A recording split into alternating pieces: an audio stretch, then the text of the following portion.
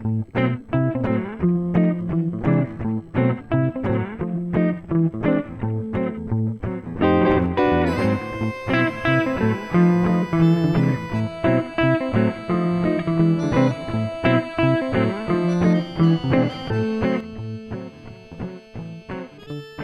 room. Welcome, welcome, welcome. It is Sunday. It is a special time of 5 p.m. ET, a special show just for you. And we are so thrilled that you have found us here today. I'm your host for this evening, Hank Phillip Ryan, the USA Today bestselling author of 16 going on 17 novels of suspense. Also, as investigative reporter for Boston's Channel 7, I've won 37 Emmys for investigative reporting. As an author, my current novel is All This Could Be Yours, an instant USA Today bestseller, which is now up for the Mary Higgins Clark Award. My newest book is called Mother, Daughter, Sisters. Thank you, Edwin. Mother, Daughter, Sister, Stranger, which comes out September the 1st, and you'll be hearing a lot about that when the time comes.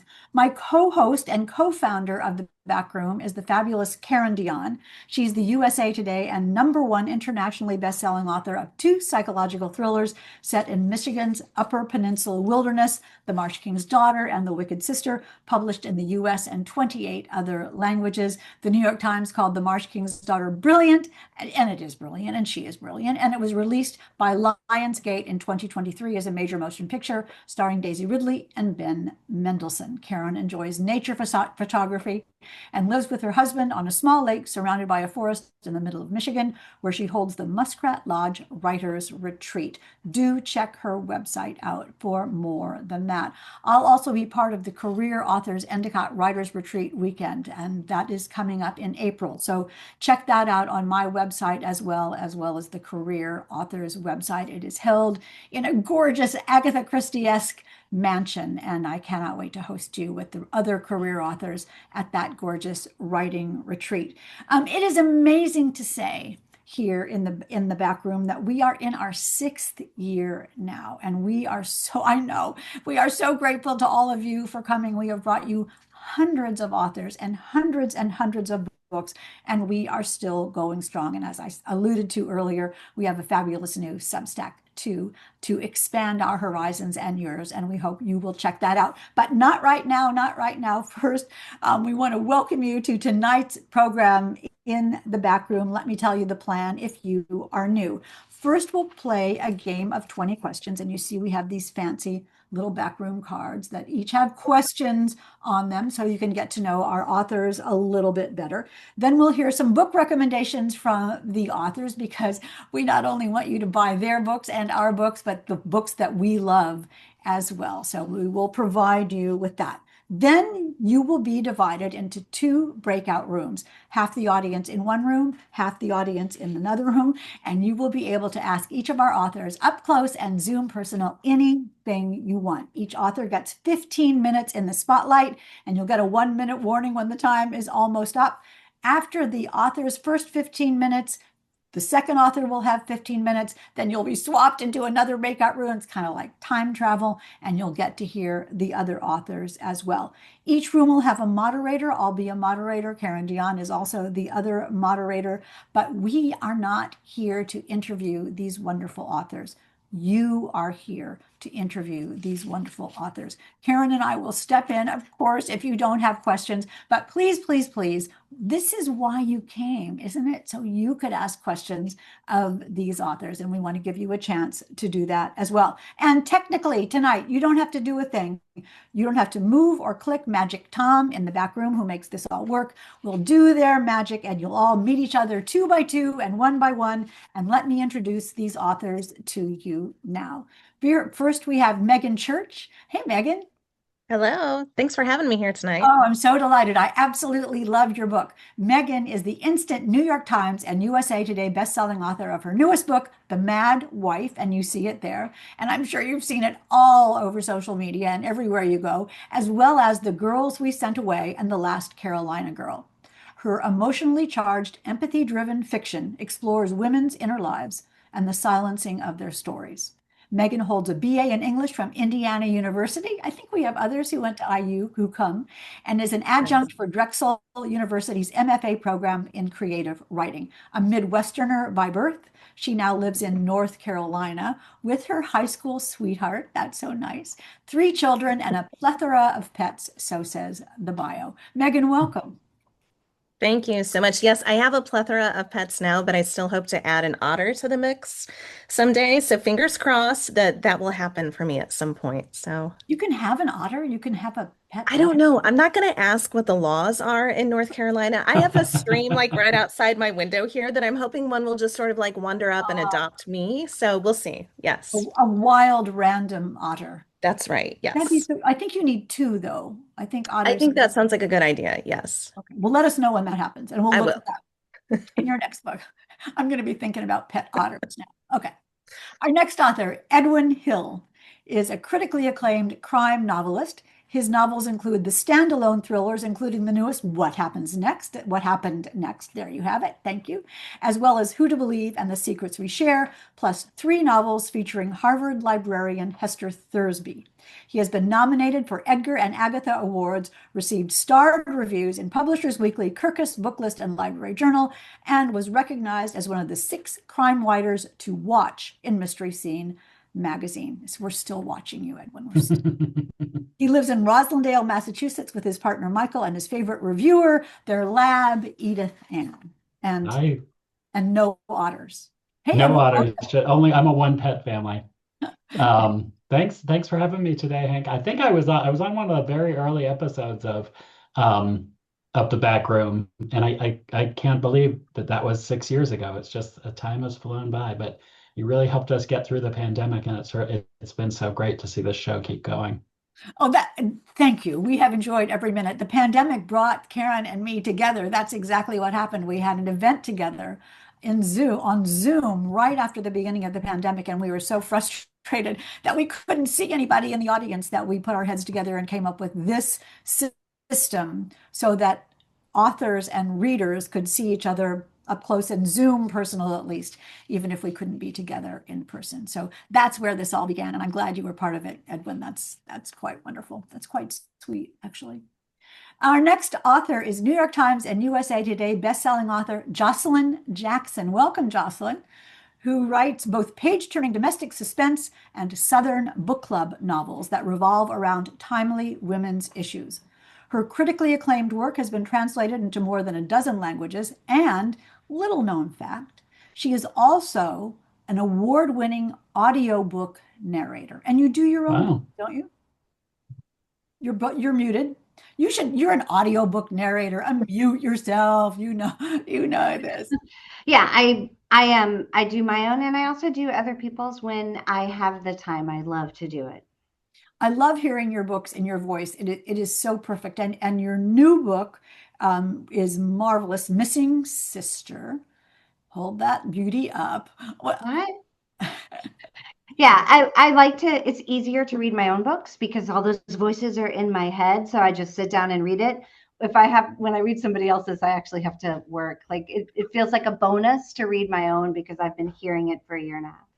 yes. Well, we want to talk about that in the breakout room. You all remember to ask Joshilyn about that. Joshilyn lives in a gently haunted 150-year-old Victorian row house in upstate New York with her family. Her newest thriller, as I said, is Missing Sister. And you will hear from Joshilyn in her own voice about this book. So that is great.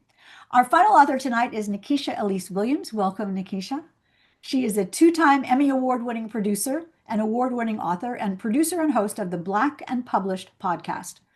Ooh, Edwin's book is about a podcaster, so you two need to talk.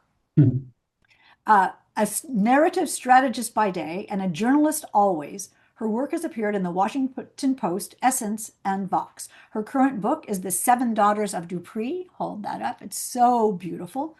A sweeping, multi-generational epic. A Chicago native, she lives in Florida with her family. Where in Florida are you? Jacksonville, And what's the weather like there today? 82. Oh, Nice. We all liked you right until then. Yeah, all right. Well, we'll just sort of try to remember that. I was talking to someone who lives in Arizona, and I told her that the swimming pool in our backyard is still covered with ice. And she said Wow. that she couldn't even picture that, what that would even be like. Nikesha, do you have the same? Can you picture my backyard pool with ice? I can't. I have a pool, not a personal pool, but the pool for our neighborhood is like right behind my house. Like I can see it from like all of the windows at the back of my house. And my kids keep asking to go, but like the pool is still cold, but there's no ice. There's never any ice, but it is cold. The water's cold. Okay, gripe, gripe, gripe. Fine. Tell your kids to come here. That would be great. So, welcome to all of you. This is quite a wonderful crew, and we are so glad that you are here today. So, we will start as always with our 20 questions. And I will just ask you in the order that I see you on the screen, which means you, Edwin, are first. Edwin, were you in high school a good student? Oh, yeah. I wish I'd been more rebellious, but yes. Why were you good, and what made you good, and what did you love? Well, I always loved learning, which is the genuine answer. My dad was the principal of the high school, so I didn't have a lot of choice.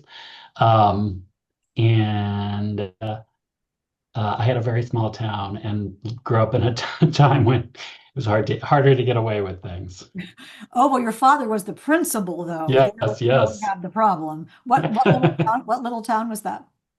Oh, I grew up in Duxbury, which is here in Massachusetts on the That's South very Shore. nice. That's Yeah. very nice. The father as a principal, that would have been very difficult. I see. You only know what you know, right? And then you graduate and you get out into the world and you think, oh, that was a little stranger than I realized. So It's your life experience. We love that.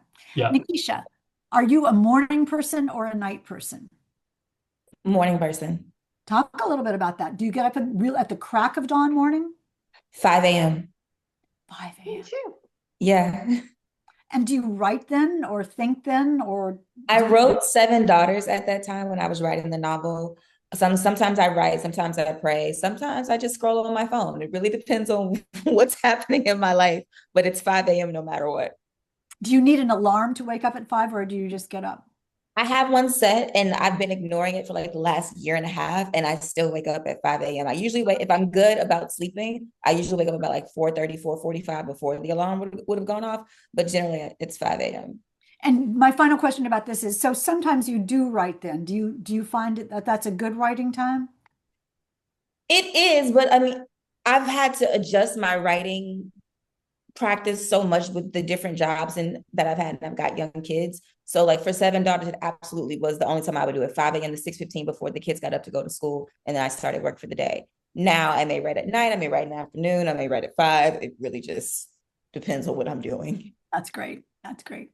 Meagan, thinking of your most recent book, and hold that beautiful thing up, The Mad Wife, was that always the title? No, it was not the title. In fact, this is a whole story in and of itself. So I have a collaborative relationship with my publisher where, so Source Books, they run everything. They run cover and title through data testing because let's face it, we have so many books to choose from. I mean, look at Hank's background right there, right? Or Edwin's, like all the books just right there, that we want to make sure that, when a reader walks into a library or a bookstore or scrolls online, that the story will connect with them immediately through the cover and the title, right? And so they run everything through testing. And I thought I had an amazing title for the book, in part because when I was on tour for my second book, I was already talking about the Mad Wife, but the working title of it at that time was The Hysterical Housewife.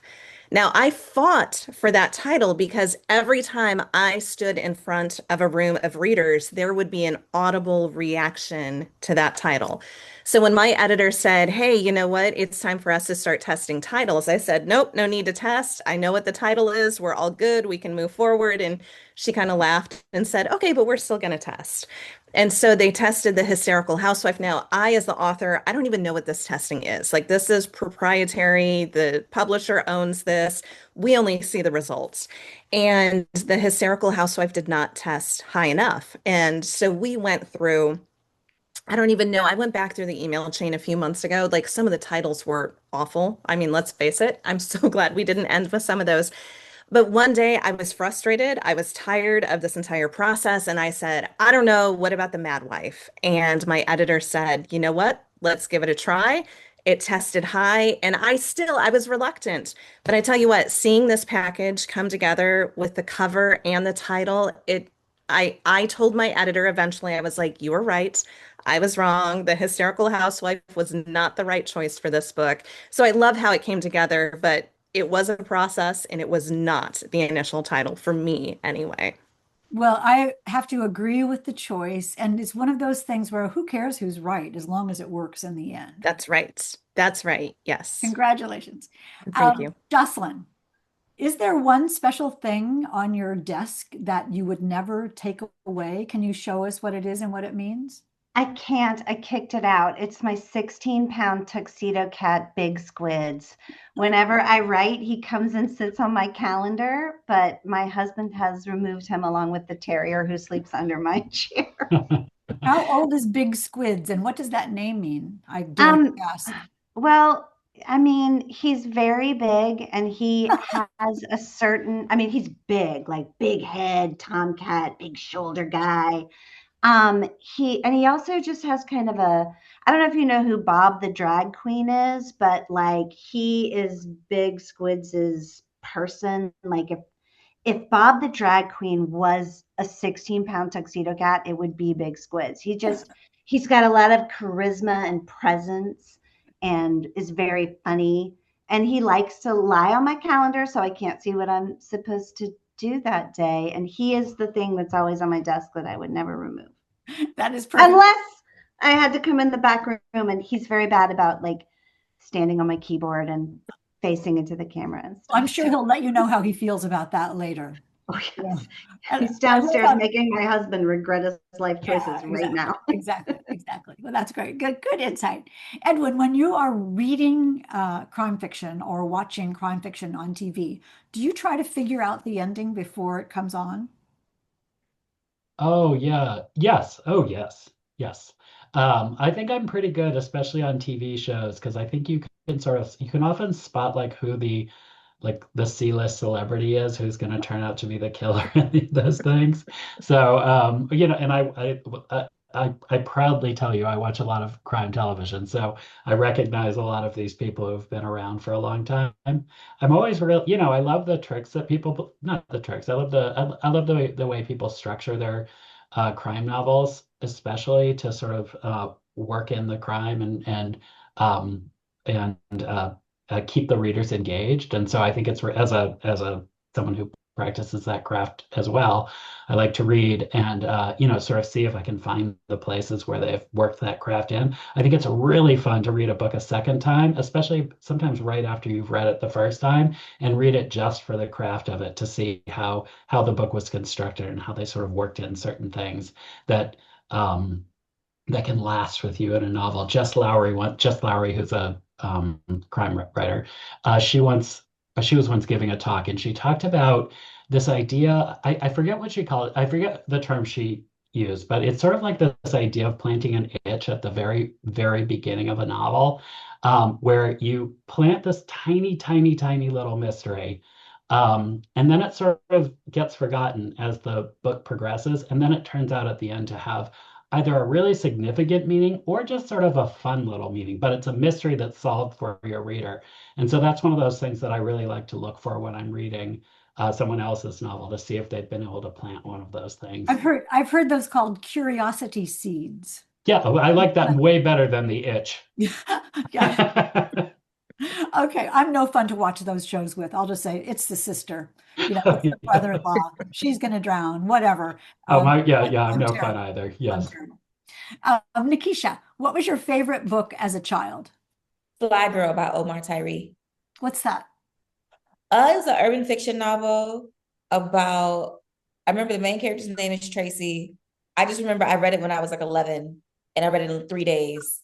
And I probably had no business reading it, but I did, and I loved it, even though it's like hella problematic now. But that was it. What did you get from it? Do you remember it all? The 11-year-old you? I remember like it had a black girl on the cover with these like bamboo hoop earrings and like the half up, half down hairstyle with the flips in the back. So like I think I bought it because of the cover because I saw someone that looked like me and my friends running around the way. But I don't remember what the book was about. It was like a coming of age urban fiction story, I guess.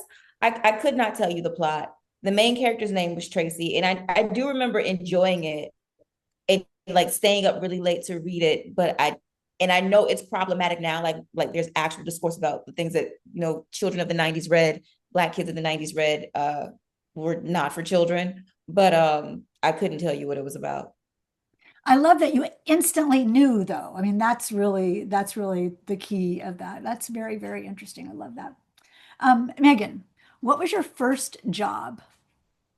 Oh, my first job. Well, okay, I babysat neighbor kids. I mean, that was the first thing I got paid for, but the first job itself was at Kmart, working register as a cashier. I never got the pleasure of running a blue light special, but those did exist in that era. But yeah, it was a cashier at Kmart. Was it fun? Did you have to wear an outfit? I had to wear just a vest, and it was something like I think we had to wear khaki pants or black pants and like a white shirt. And so thankfully, it wasn't that bad. And then the red vest. And the job itself, boring, especially this was Northern Indiana. In the winters, it would be very cold up there, by those doors opening and closing. But there were a lot of, friends my age there. And so it was the shenanigans that we got into that, made the job worthwhile. That's great. I worked at GC Murphy, 5 and 10 cent store Uh-huh. in Indianapolis. I completely loved it. And Yes. at one point, I sold hats, if you can imagine. That was just so crazy. But I love that. A sister cash register person. And finally, Joshilyn, um, what? My first job was a puppeteer. I'm not Oh, kidding. As a no. teenager, I was paid minimum wage to do marionette puppet shows in the mall while the mothers could drop their kids off for 30 minutes and go try on pants. Wait a minute. I'm gonna skip your question. Tell us more. Have you ever Oh, been a marionette operator, a puppet person? yeah, I was raised in purity culture, which is why I'm so okay now. And so I was part of the Sunshine Players, spelled with an O, and we would like do evangelical puppet shows. Like there was one, and we would do all the voices and sing and stuff. I remember there was one for like the rich man and Lazarus. I'm gonna sing the song for you, just a little piece of it. Lazarus was in heaven and the rich man was in hell. And he sings, "Put your finger in the water, come and cool my tongue, 'cause I'm tormented in the flames." Jazz hands. Like, yeah. So I had been doing puppets for years. And so it really made me a shoo-in for the mall puppeteer job. Wow. This is I was so jealous of Megan's question because I had a good answer for that one. well, Sorry. you can totally have that question as well. And you hit it out of the ballpark. I don't think we've ever had a puppeteer, a singing puppeteer in the back room before. This is a first. Hooray, hooray, hooray. You're not glad you came. You got to be glad you came. Audience, this. I see that in the top of the screen, people are like laughing like crazy. That's great. That's great. So back to the usual. We want to hear what you're reading as well as what you're singing and what you used to do when you were growing up. So we have asked all of our authors to recommend a book that they absolutely love and tell us briefly about it. Again, we'll start with you, Edwin. What Oh, book sure. are you recommending? I'm actually gonna cheat a little bit. There's this one right here, To the End of Reckoning by Joseph Moldover, which comes out next month in April. I think it's I have this writing group that I work with here in Boston, and it's so exciting when a lot of us have been working for a long time on material, and there's been successes here and there. It's so exciting when people have been working on a piece that you've seen from the very beginning, that you've seen them shape and really create something that's great. And Joe's book here, To the End of Reckoning, is sort of like a Sherlock Holmes story. It's about a son who goes home to take care of his father who's had a head injury, and they wind up sort of taking a Sherlock and Watson. They form a Sherlock and Watson relationship and investigate a crime. Joe is a psychologist, so like his day job really informs the story well. I also just want to mention this book, which is called Murder Your Darlings by Jenna Blum, who's also in that writers group. And that one's a really fun book about a writer who, two writers who start a romance, and they have it gives you a really good view into the publishing world and the MFA world, which I am steeped in as well. So two books. I love both of those books. I have to say, I did a blurb for Joe Moldover's book, The End of Reckoning, and I said it was as if John Irving wrote Sherlock Holmes. Oh, that's yes, You know, yes. it's just so lovely and so literary. But again, there's that Sherlock Holmes relationship, essentially. That's great. Two great choices. I love that you sneak in an extra one. Nikesha, what about you? Yeah, the book I'm recommending is Night Wherever We Go by Tracy Rose Payton. It's a historical fiction novel. It came out in 2023. It's about these plantation owners and the group of women that they enslave, and the owners are trying to increase their wealth by making the women have children, but that's only like 30% of the novel. Like that's what the flap copy says, and that's what you think the whole novel is about. That's only like the first 60 pages. When I tell you this book talks about motherhood, levels of freedom between enslaved and free Black women, desire, what you would do for, what you wouldn't, how sometimes enslaved people ran to Mexico for freedom instead of going north. We don't hear that story all the time. It has so much in it that when I read the book, it was right after I got my deal for the Seven Daughters of Dupree. And I was like, if I'm not doing what Tracy's doing on the page, I should retire from writing. Like I should just quit now while I'm ahead, because this book is amazing. And the fact that it's historical fiction, it's actually based off of this plantation in Tennessee where there was a study in a medical journal because the enslavers wanted to know how were the women able to keep the birth rate down. In 20 years, they only allowed 7 children to be born. And so, yes, so that's like the history that is based off of, as well as there's some other research from the book. They Were Her Property. But the book, Tracy's book is everything. Like I said, I wanted to retire. I read it. My jaw dropped. I was screaming. I was able to interview Tracy on my podcast on Black and Publishing, like talk about it, and her process and how she got to this book was amazing. I can't recommend it enough. I love it. I love it. I love it. I love the joy in your voice when you're talking about this. And also it's such an experience to read a book where you think, I can't write now because this is just too good, you know, and then that turns into being an inspiration. You know, you raise the bar on yourself so much when you have an experience like that, because you just want to do that too. Yes. That's great. Maybe do you think she would come on the back room? Absolutely. All right. You can connect us. That'd be great. That'd be great. You. Meagan, thank you. Meagan, what book would you recommend? Yeah, I am recommending Where the Wildflowers Grow by Tara Shelton Harris. And this just came out, what is it, not quite a month ago? I think it's almost a month now. And this book, like Tara, I admire her writing so much. This is her third book. And her prose are lyrical, her character depth and development is just astounding. She is such an incredible writer. And I could not wait to get my hands on this book. And this is a story of basically, there is a woman who is on a prison transport bus when it crashes and falls into a river. She is the only survivor and she escapes. And so it is the question of what does she do with her life? Where does she go? How does she survive? Because of course, there's a lot of backstory as to the survival that she has had to do throughout her entire life. And so she finds herself on a wildflower farm of all places. And it is a beautiful story of second chances and found family and really what it takes to decide that you're going to survive. And now for me, this is the type of book that is a slow read. Like, you know, there are ones that we want to turn the pages and get through like quickly, but it is one to slow read. It is one to savor. It's one to read with a friend. And then, I mean, look at this. Look at these sprayed edges on this deluxe edition. It is so beautiful. And I'm amazed by Tara's writing in this book, and I can't recommend it highly enough. And she'll be on the show next week, Nice. next month. And I think that's why there was an error in that graphic, for which we apologize. Okay, Joshilyn, go ahead. What is your book that you're recommending? Okay, I'm recommending Where You End by Abbott Kaler. It is a twin story and is based on a set of historical twins. This really happened.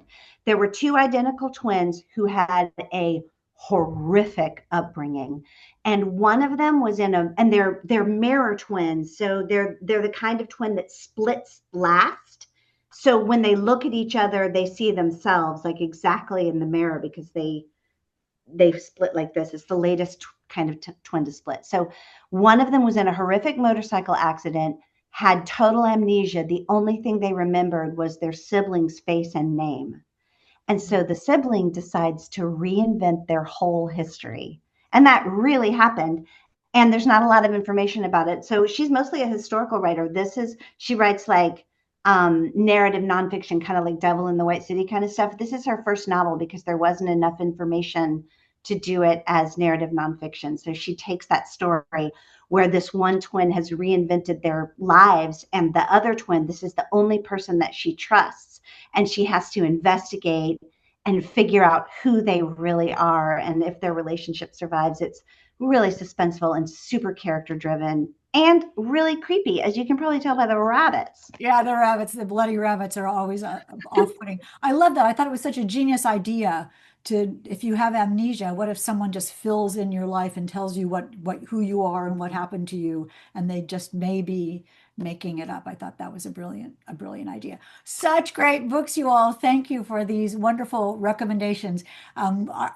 Karen's goal and my goal is to have your TBR piles go up and up and up. And this is all part of our clever scheme to have that happen. So whether you buy them, wherever you buy them, or we hope that you will look for an independent bookstore to buy these books. They were with us in the pandemic and they will stay with us, but we don't really care where you buy the books as long as you're reading these authors' books or take them out from the library. We are such fans of libraries. Libraries have changed all of our lives, and all of these books, of course, are in your local library, and we urge you to take them out from there. You all, that when you take a book out of the library, it's a real message of support for the authors. Libraries can't keep every book on the shelf, and they look to circulation to see which books they should keep. So some people think, oh no, if I don't buy a book, I'm not supporting the author. If you take a book out of the library, that is supporting an author as well. Audiobooks, ebooks, we embrace it all. So we hope we have given you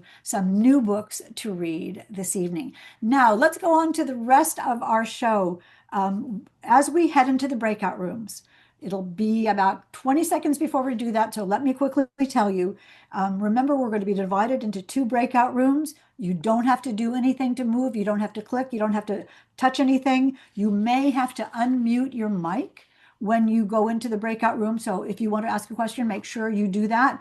If you're shy, you can always put your questions in the chat. You all know that, who are veterans. If you're not, put your questions in the chat if you don't want to speak out loud. If you'd like to ask a question out loud, we'd adore you to do that. Just raise your electronic hand. You know how to do that. Hover your mouse at the bottom of the screen over the icon that says whatever it says, and reaction, and the little hand will come up. You click on the hand, you'll move to the top of the screen, and we will ask your questions.